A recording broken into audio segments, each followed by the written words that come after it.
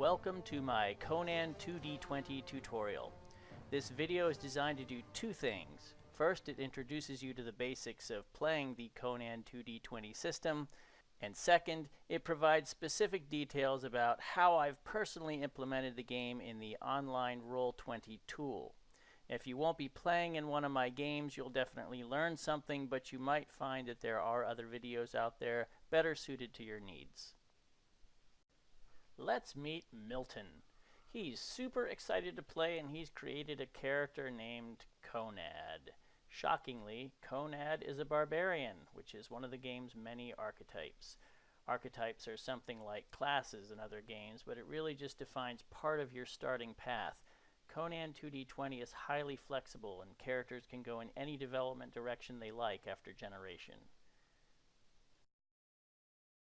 Let's look at Conan in-game. First, he's got a bunch of background info. I'm not going to go into all that, but one of the cool things about the Conan system is that as each of those bits of information are chosen or generated, they affect the character in mechanical ways.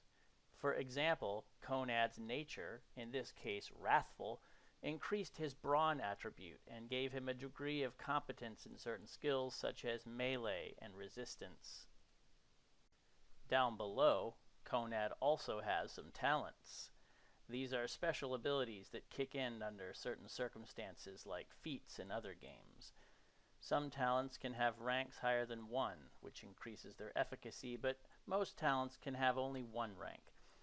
I've done my best to incorporate those talents into each character's token macros, but not all of them can be incorporated that way, so it pays to keep your talents in mind. Mechanically speaking, the heart of the character sheet is the attributes and skills section. Each character has 7 attributes such as agility, awareness, brawn, and so on. Each of these carries a rating, which averages about 8 for a typical character, but these can be as low as 6 or as high as 12. In some cases, a rating above 12 is possible, but this makes your character something of a freak and carries negative social consequences. Each attribute governs 2 to 6 skills. Whenever a character attempts to perform a task other than something trivial like walking, chewing gum, or stating what is best in life, the character will have to attempt a skill check.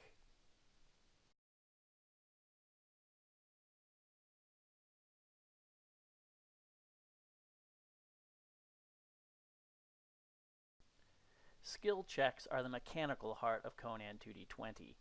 In a skill check, the player rolls 2 or more 20-sided dice, hoping to roll low on as many dice as possible. The goal is to roll equal to or less than the target number for that skill. For example, suppose the GM calls for an athletics skill check, and the target number for that skill is 13. Now suppose the character gets to roll 3 dice and gets 2, 20, and 10. 2 of those were equal to or less than 13, so those each generate 1 success. The third die failed, generating no successes. 1 success is enough to accomplish most tasks, but sometimes the task has a higher difficulty, in which case you must achieve more successes in order to accomplish the task. Let's assume this was an average test with a difficulty of 1. The character succeeded, and actually achieved 1 more success than was necessary. He generates 1 momentum for each extra success. Momentum is a key concept we'll address in detail later, but for now, just know that momentum is what lets you do super cool things and gain special advantages. Remember that in this example, the target number was 13. Let's see how that number was arrived at. The Game Master called for an athletics test. Athletics is a skill governed by the brawn attribute, which in Conan's case is 10. So we start with brawn as the base target number. To that number we add whatever expertise Conan has in that skill, which represents a broad understanding of the skill. In this case, Conan has 3 expertise in athletics, so his target number when making athletics tests is 10 brawn plus 3 expertise for a total of 13. You'll notice that characters also have focus in each skill. This represents depth of learning, and while it doesn't increase the target number, it does make it possible to be more successful. Let's return to the roll Conan just made. He got a 2, a 20, and a 10. The 2 and 10 each generated a success, but this is where focus comes in. Any success that is equal to or less than the skill's focus generates 2 successes instead of just 1. The 2 result is equal to or less than Conan's athletics focus of 3, so that die actually generates 2 successes. Now 10 is higher than 3, so it still only generates 1 success. So that means actually Conan generated 3 successes with this roll. Now before we move on, there is one more thing about results. Each 20 rolled produces what is called a complication. A complication in itself doesn't prevent a task from succeeding, but it can qualify the outcome or set up some other problem as a result. For example, if this athletics check was made while climbing up a rope, the 20 result generates a complication. The GM might tell you that you hoist yourself onto a roof, but you accidentally kick the grappling hook loose and it tumbles to the ground 30 feet below. So you managed the climb, but now your hook and rope aren't going to be in the place where you wanted it to be for your planned escape. If you're making a check with a skill for which you have an expertise of 0, you instead produce complications with each 19 or 20 you roll. So knowing even a little about a skill helps you avoid problems.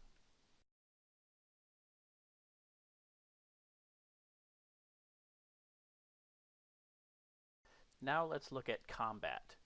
Conan is an action-oriented game, so you can expect to get into a lot of fights. Through an overused plot device, let's say Conan has found himself thrust into an arena where he must battle the Slut Queen's champion Trojan Magnum. Combat happens in rounds, and each round every combatant gets 1 turn in which to act. Normally in a round, the PCs get to take their turns first, in whatever order they wish, and then all the NPCs get a turn. But in cases of an ambush or where the GM chooses to exercise his right to be a dick, and we'll get more into that later, 1 or more enemies might actually get to go first. On a combatant's turn, he gets 1 standard action, 1 minor action, and any number of free actions within reason. He can also theoretically take any number of reactions when it's not his turn. Standard actions are the big things, like making an attack, moving a very long distance, or stopping to catch your breath. Minor actions are things like drawing a weapon, standing up, or moving a shorter distance. Free actions are things requiring minimal concentration or effort, like shouting out a taunt or a quick command, dropping a weapon, or moving a very short distance. Reactions are things the character does in response to something happening on another combatant's turn, like actively defending against an attack or taking a swipe at an enemy who's trying to flee. Note that you can always sacrifice your standard action to perform a second minor action, but you can't sacrifice your minor action to get a second standard action. Nor can you use 2 actions to move twice. You can only do 1 moving action in a turn. Now you can see a list of these actions in the Combat Actions reference sheet.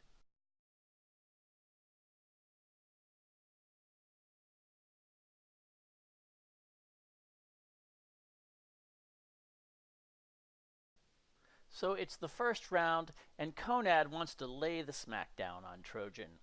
The GM told him he starts the fight with his axe ready, so he won't have to use a minor action to draw it. The axe is a melee weapon, and to make a melee attack, Conan must be engaged with his opponent. You can see that the map is broken up into zones. Conan 2d20 uses zones to regulate movement and distances. Combatants within the same zone are at close range. Those in an adjacent zone are at medium range. Those 2 zones away are at long range, and those 3 or more away are at extreme range. Now Trojan is 1 zone away at medium range, so Conan will have to expend an action to get there. The type of action expended depends on the distance. If the target's at close range, that's within the same zone, a free action will suffice. If the target is at medium range, one zone away, a minor action is necessary, and if the target is at long range, 2 zones away, a major action will have to be used. Trojan is 1 zone away, so Conan uses his minor action to enter his zone. Now, when you enter a zone, you can decide if you want to end up engaged with a specific opponent by touching their bases, or be elsewhere in the zone and not engaged. Now, he wants to attack, so he positions himself so they are engaged. Conan now has his standard action to use, and he uses it to attack with his battle axe. In Roll20, I've set up each character with most actions available from a token macro. You should avoid using the dice buttons on the character sheet itself, since these don't really include any of the enhancements I've made through the macros.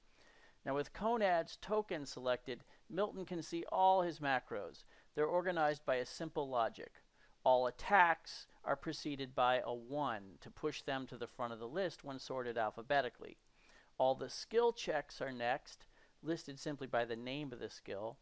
The next section is preceded by a Z, and it lists the character's talents. Clicking these will display details about the clicked talent in the chat window, so you don't have to look it up on your character sheet.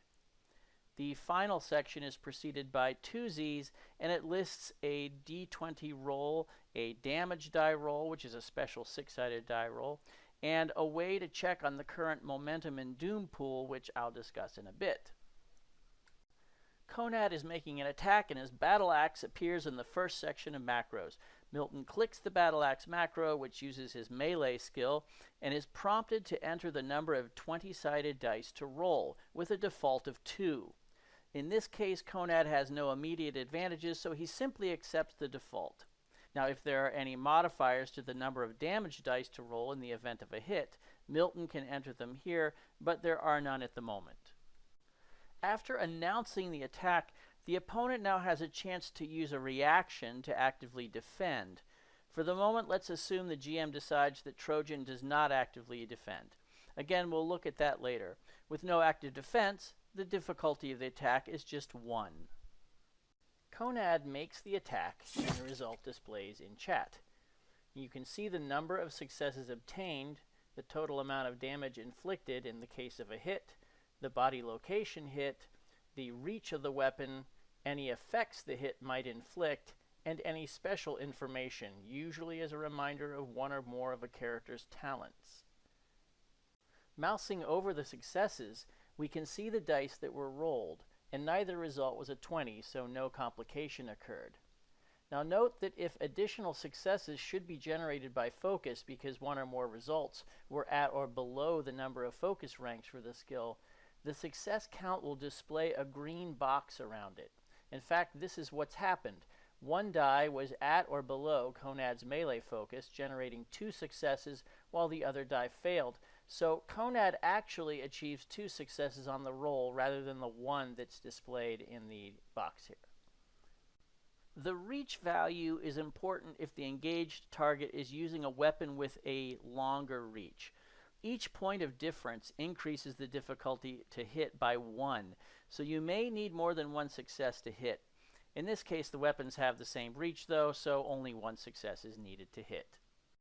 Now we apply damage. 5 damage is inflicted to the stated location, so we look to see what Trojan's soak is for that location based on the armor he's wearing. A Trojan has some chain armor at that location, which soaks up 2 of the damage, leaving only 3. The GM marks the damage as a loss of vigor. It's loosely analogous to hit points in other games. Now we mouse over the damage to see if any effects were triggered. We see the results of each of the damage dice rolled, which can be nothing, 1 damage, 2 damage, or 1 damage and an effect. And if at least 1 effect appears in the result, then the effects listed below occur. I'm not going to go over what each effect would do in detail here, but suffice it to say that usually these are cool extras that enhance the outcome of the hit. And in fact, because this weapon has the vicious quality, that 1 effect in the damage actually inflicts 1 extra point of vigor loss.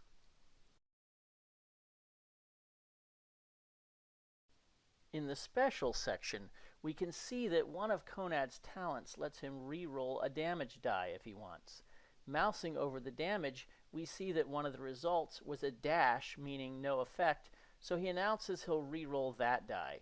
He clicks his damage dice macro, indicates that he only needs one die, and then rolls. The new result will be factored into the damage.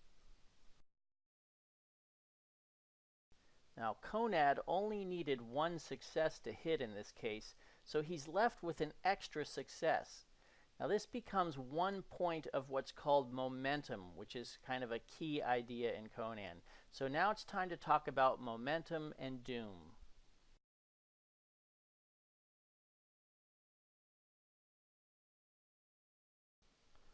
Players spend momentum to do cool things.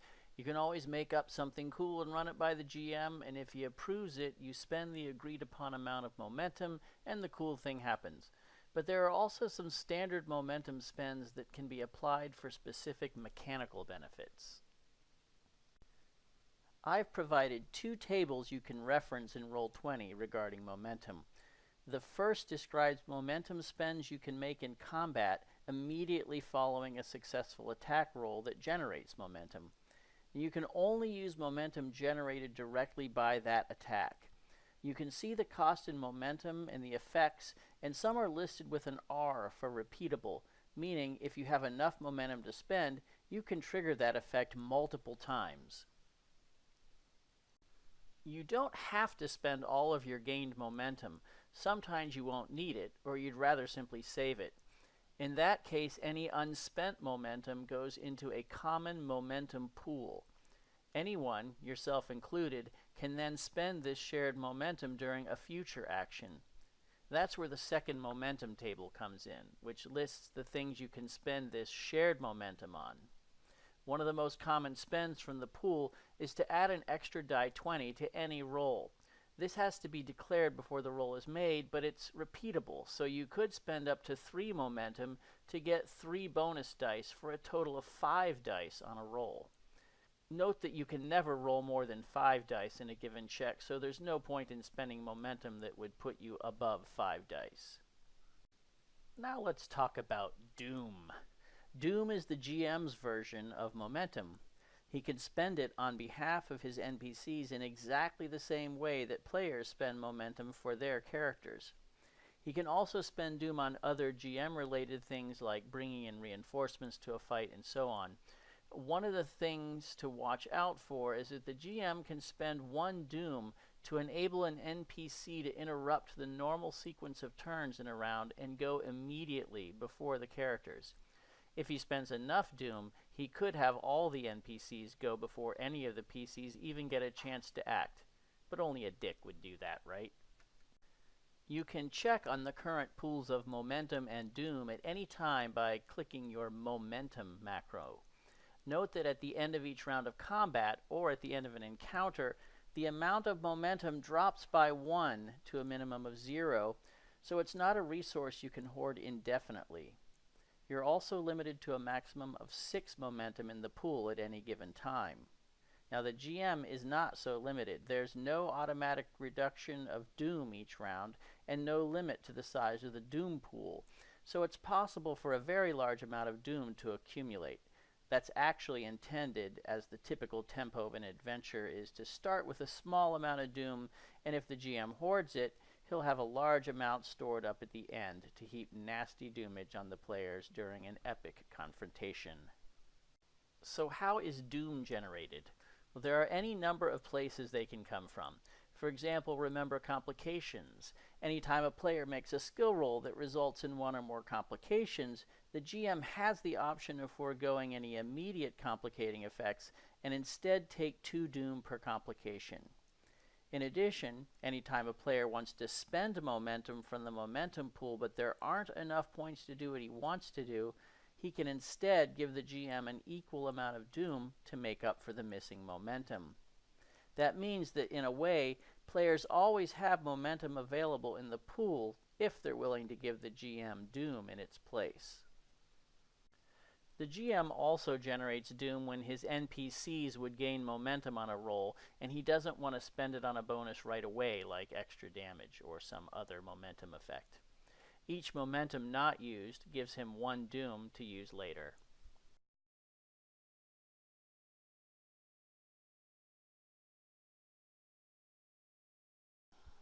Let's return to Conan's battle to illustrate how momentum and doom can affect a fight.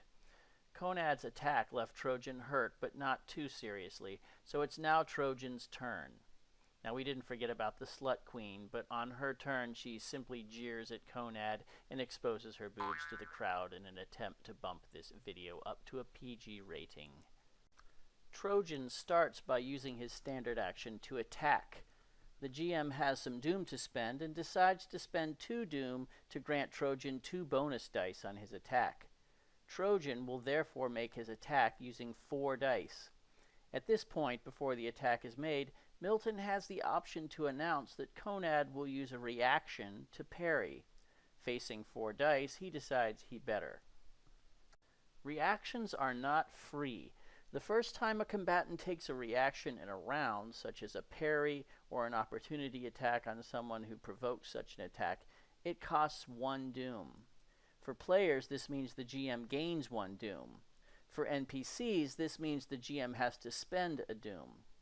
Now, the second reaction by a particular combatant in the same round costs 2 doom, and so on, with each reaction costing more and more. Now, there are some weapons, such as shields and swords, that have the parrying quality, and this means the cost in doom for a parry is reduced by 1. So your first parry is free, the second costs 1 doom, and so on. It's Conan's first reaction of the round, and Conan's battle axe does not have the parrying quality, so the GM would normally gain 1 doom. But fortunately for Conan, he has a talent that lets him reduce the cost of his parry reactions by 1, so it turns out he can actually parry this first attack for free. When a defender actively defends, the attack becomes what is called a struggle. Each opponent rolls against a difficulty, in this case 1. The combatant achieving more momentum wins the struggle. In the case of a tie, the PC wins the struggle unless the GM wants to spend 1 doom to give the win to the NPC. The winner must reduce his generated momentum by the loser's momentum, so the loser can still reduce the severity of the loss by rolling well. Let's make Trojan's attack, followed by Conan's parry attempt. Now, Conan could spend momentum from the pool to increase the number of dice in his parry roll, but let's assume he doesn't and just rolls the default 2 dice instead. Trojan gets 3 successes on his scimitar attack, while Conan gets 1 success on his parry roll. Trojan wins the struggle with 2 momentum, 2 successes more than he needed, and Conan gets 0 momentum, no extra successes. The attack hits, and Trojan is still left with 2 momentum. Now, if Conan had generated 1 momentum, Trojan's momentum would have been reduced by 1. Maybe Conan should have added more dice. The attack results in 4 total damage, and by mousing over we can see there are also 2 effects. Now, since the weapon has the vicious quality, each effect adds 1 extra damage, making the total damage 6 instead of 4. The GM looks at the combat momentum chart and decides that Trojan wants to use 1 momentum to increase the total damage by 1, making it now 7 damage, and instead of spending the second momentum, he chooses to bank it as a point of doom for later. Now remember, the momentum spent on this table can only come from the roll just made. You can't spend pooled momentum or simply give the GM doom to generate momentum to spend here, and similarly, the GM can't spend doom here. Now let's see how that affects Conan. Milton can get a quick reminder of Conan's soak values by clicking his soak macro, and we can see that Conan has been thrown into the arena with no effective armor at all. He takes the full amount inflicted by the attack, subtracting it from his current vigor, which is tracked in his green token bubble. Note that the exact location hit has no mechanical effect other than to determine what armor is relevant, but it can certainly be used to help describe the nature of the wound. Loss of vigor in itself isn't all that bad. Vigor is fully restored at the end of each encounter, and you can even take an action to catch your breath and recover some in the middle of combat. But if a character's vigor ever drops to 0, or he loses 5 or more vigor from a single source, such as this attack, he also takes a wound. Wounds are debilitating and increase the difficulty of all tests that character attempts by 1 per wound. Wounds are slow to heal, and if a character takes his 5th wound, he dies. Unfortunately for Conan, he suffered enough vigor loss to take a wound and marks it on his token, which is tracked in his red token bubble.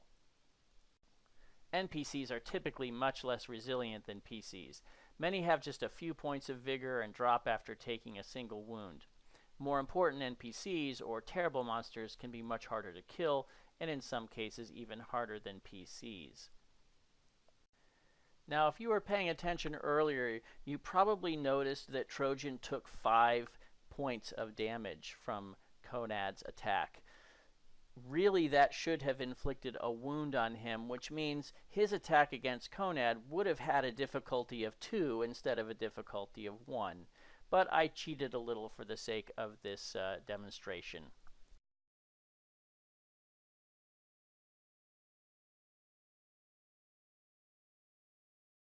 So far, we've only talked about physical attacks, but Conan 2d20 also recognizes the mental dimensions of combat, and each combatant has an amount of resolve, which is the mental equivalent of vigor. Frightening creatures and displays of bravado can actually intimidate enemies, forcing them to lose resolve and become temporarily debilitated or even flee. In fact, any combatant can use a standard action to attempt what's called a display to try to frighten his foes. Anyone can use the steely glare for a display, but as you can see from this table, there are more effective displays if the conditions are right. For example, slaying several foes and then presenting one of their severed heads could very well cause the remaining foes to flee in panic. While physical attacks are the obvious method of defeating your foes, don't forget about displays, especially if you're facing many opponents. Modeling the mental dimension of combat is one of the things that makes Conan 2d20 unique and interesting.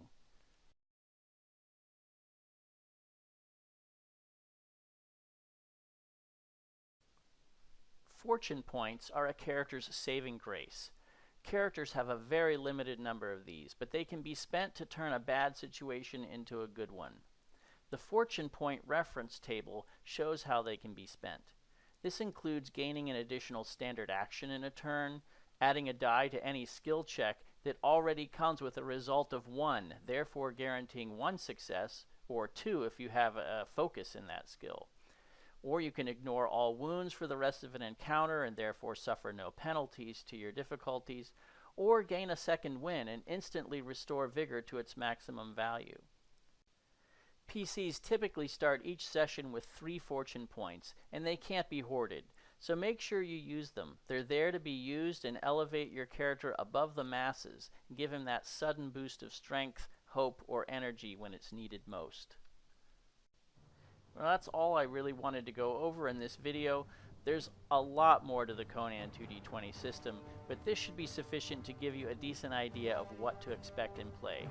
I look forward to seeing you in game.